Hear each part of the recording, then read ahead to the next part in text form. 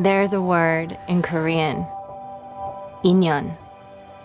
It means providence or fate.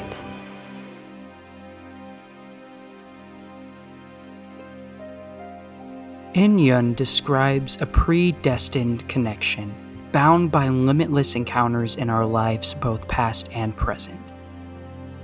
In Korean, it means that any place and time you meet someone, you'll almost certainly meet again by pure circumstance. The concept of Inyun reverberates throughout life regardless of barriers, borders, and languages. The phrase itself does not have a definitive definition, instead simultaneously illustrating a joyful and hopeless feeling of longing and fate. Its meaning signals infinite possibilities in the past and future, but an uncomfortability in that we may have exhausted every opportunity in the present. Whether a deep friendship or romantic inkling, those we think of long after they have left the prominence of our lives are etched in eternity. Fear not, for we'll meet again.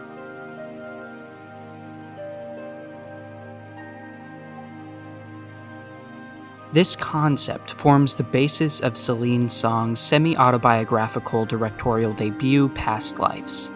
The film follows Nora Moon, played by Greta Lee, an American emigrant from South Korea, and her childhood sweetheart, Hae Sung, played by T.O.U., who are reunited after 20 years for one fateful week in which they confront the truths of life and destiny. While Past Lives cements itself as the artistic embodiment of this intrinsic connection, there are an abundance of examples in cinema noting the subtextual effect of Inyun. Richard Linklater's Before trilogy, Fatih Akin's In July, Park Chan-wook's Decision to Leave, and perhaps more obscurely, Jaco Van Dormel's Mr. Nobody. They all lead to varying conclusions about the decisions we make and people we meet. While nuggets of Inyun can certainly be found in classical Hollywood cinema, it's antithetical to the very basis of the cinematic language, negating an idealistic ending. Derek Cianfrance's Blue Valentine, starring Michelle Williams and Ryan Gosling, may be the most notable American film that vehemently challenges the perfection of modern romance, shocking viewers with a toxic, ill-fated relationship. Albeit, the film strays towards a more heavily nihilistic tone that is undoubtedly disturbing for a mass-market audience. Damien Chazelle's La La Land, coincidentally starring Ryan Gosling, however, becomes the Hollywood equivalent of Song's Past Lives, a recognition of the beauty and blossoming love and unattainable dreams. The mechanisms that inform the story structure differ, but the concept of someone in the crowd, for instance, are prevalent in both films. Sebastian and Mia's relationship crumbles under the glitz and glamour of Los Angeles in this lifetime, but the final shot-reverse shot illuminates the lasting warmth they share. Post-romance themes found in both La La Land and Blue Valentine depart largely from their cinematic counterparts, which feed into an unrealistic depiction of a happy ending.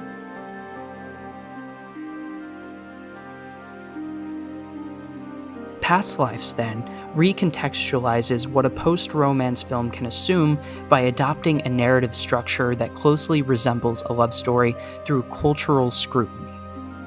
The mere separation between Nora Moon and Hae Sung, both in physical distance and emotional vulnerability, ensures the avoidance of romanticizing the tired, forbidden affair trope. The outcome? Just as heart-wrenching for the audience, perhaps even more devastating for the characters who understand that, with every choice made in this life, they will never be together. Hae Sung attempts to find his childhood sweetheart, then called Na Young, only to discover that she has changed her name to Nora and lives in America. It's now 2012, and they reconnect over Skype and pursue a distant friendship. The cinematic language in this second act beautifully captures a fever dream of sorts. Night and day bleed into one another as the time zones disrupt their individual routines. It's a vulnerable and meditative balance from cinematographer Shabir Kirshner. Their words to one another are visually muffled through tactful pans of the New York and Seoul cityscapes as they converse. The use of these intercuts have a profound effect on the experiences of the characters.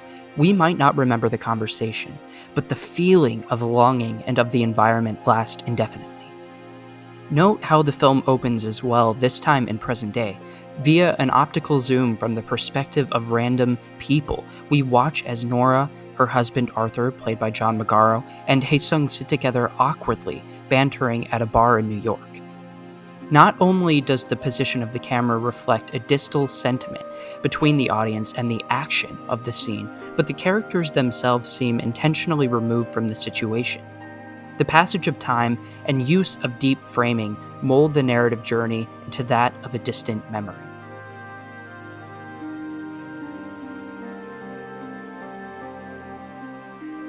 After the opening scene, Past Lives travels to the start of our character's story in Seoul as Nora's family prepares to emigrate to Canada in the early 2000s.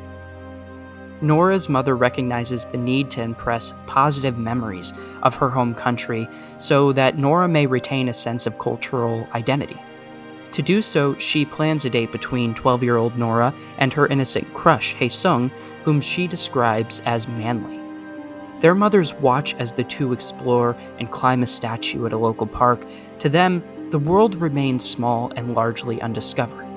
In contrast, when Nora and Hae Sung visit the Statue of Liberty in present-day New York, it's not the same. The statue symbolically reflects a sense of unattainability.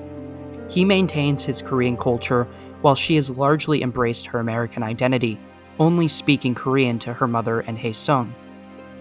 This is not a statue they climb together in this life.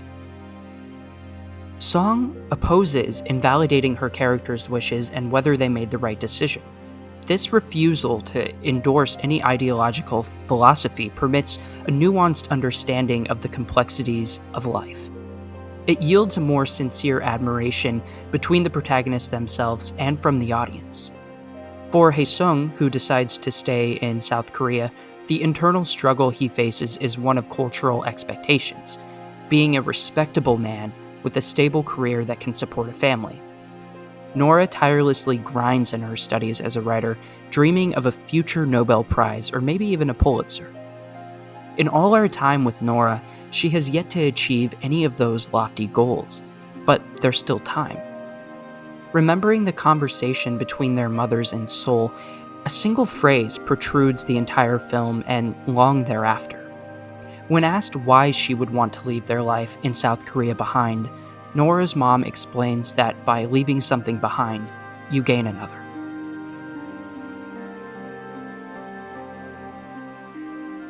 I knew little about the concept of Inyun prior to Past Lives. There are moments from my life that echo like a distant memory, people that I haven't spoken to in years that cross my mind randomly, beautifully terrifying imagery forever seared into my psyche. Yet I've always remained internally connected to those people and those places. Part of the intent of Past Lives is to offer a name to those feelings. Song's delicate approach to the material reminds us to forgive ourselves for the path we have chosen in life, omitting judgment and carelessness from both of the characters and ultimately ourselves. The film's somber end does not encroach on hope, instead bestowing a sense of optimism in the viewer. Whether in this life or the past, we were able to attain the unattainable. If untrue, we can leave this life content in knowing that our exit also signifies our ability to gain something we don't possess. Past Lives conveys a forgiving cinema. If two strangers walk by each other in the street and their clothes accidentally brush, that means there have been 8,000 layers of Inyun between them. Want you to stay.